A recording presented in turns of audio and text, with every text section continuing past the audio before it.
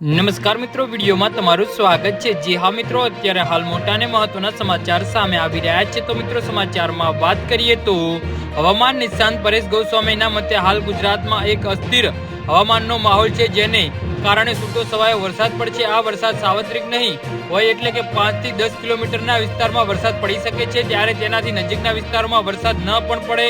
આમ છતાં આ વરસાદનો લાભ ગુજરાતના લગભગ 40 થી 50% વિસ્તારને મળી શકે છે।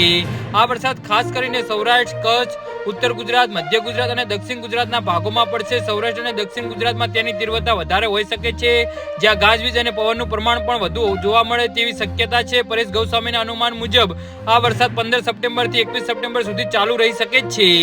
જી હા મિત્રો, અત્યારે હાલ મોટા અને મહત્વના સમાચાર સામે આવી રહ્યા છે।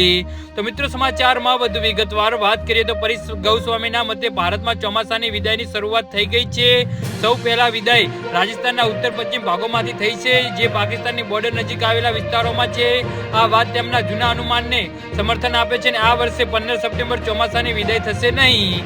જી હા મિત્રો, ગુજરાતમાંથી ચોમાસાની વિદાયની શરૂઆત થવા હજુ 3 થી 5 દિવસનો સમય લાગી શકે છે। ગુજરાતમાં ચોમાસું સૌ પ્રથમ ઉત્તર ગુજરાતના બનાસકાંઠા અને વાવ, થરાદ જેવા વિસ્તારમાંથી વિદાય લે તેવી સંભાવના છે।